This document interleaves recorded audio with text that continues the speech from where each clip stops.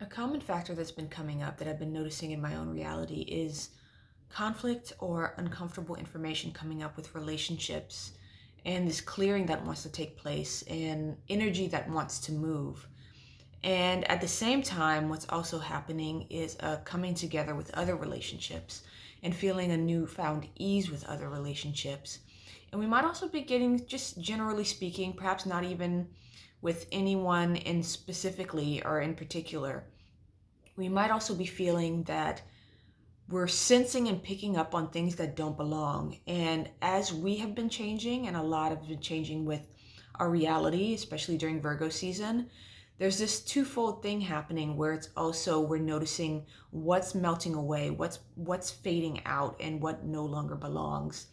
And of course, this is going to affect relationships. Of course, it can be easy to get caught up in our ego and to go into a combative nature with these changes, with this new information, our uncomfortable information that's coming to light. But we're being asked not to do that. We're being asked to be gentle with ourselves, to see the higher wisdom in it, and to not get too caught up in the surface of this is conflict or this is bad or this is hard, and to really tap into our emotional center, to tap into, for those who like to use the chakra system, your solar plexus, and really connecting there and listening to the emotional body, listening to your feeling state, and asking for the higher wisdom, asking for what is this serving, what is clearing, what is trying to be resolved right now, what is healing, and how can I support this? How can I support these changes that are taking place? Because as we change, as we elevate, not necessarily there's everyone in our immediate relationships and our closest relationships is going to immediately understand or pony up to it off the bat. We might even not even realize how we can communicate or understand what these changes are. So it can result in conflict. It can result in miscommunication, especially during a Mercury retrograde. So there's a lot of rearranging happening, there's a lot of shuffling happening. And again, we're being asked to tap into that deeper wisdom, that deeper knowing that, things are not falling apart. Things are actually coming into a better integrity. And we're being asked to have patience. And again, to tap into the higher wisdom and not assign,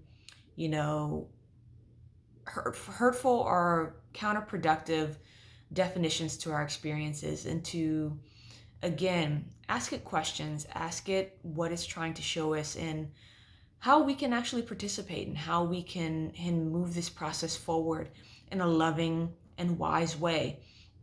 So another thing is to also focus on, relationships that are coming closer, that are feeling more aligned. And if we aren't seeing that, to hold space for it, to keep the space open for those relationships to come through that really honor who we are, our priorities, our values, and the changes we want to implement, and actually to be able to feel that we are free to change in our relationships and to still be loved and accepted, and to move through that without conflict, and perhaps even study a little bit about how we are creating that conflict in our relationships by not allowing ourselves that freedom, perhaps even being too defensive instead of being more open-hearted. And that came through hard this morning. That was a strong message that came through. And it's been something that I've been observing and also personally experiencing in my own reality. So again, patience, love, and being supportive of ourselves, and perhaps even taking time for ourselves if we feel like we need that, so we can get more clarity, or to cool off, or to allow things to have more space or more air. And I'm sending love and wishing you well.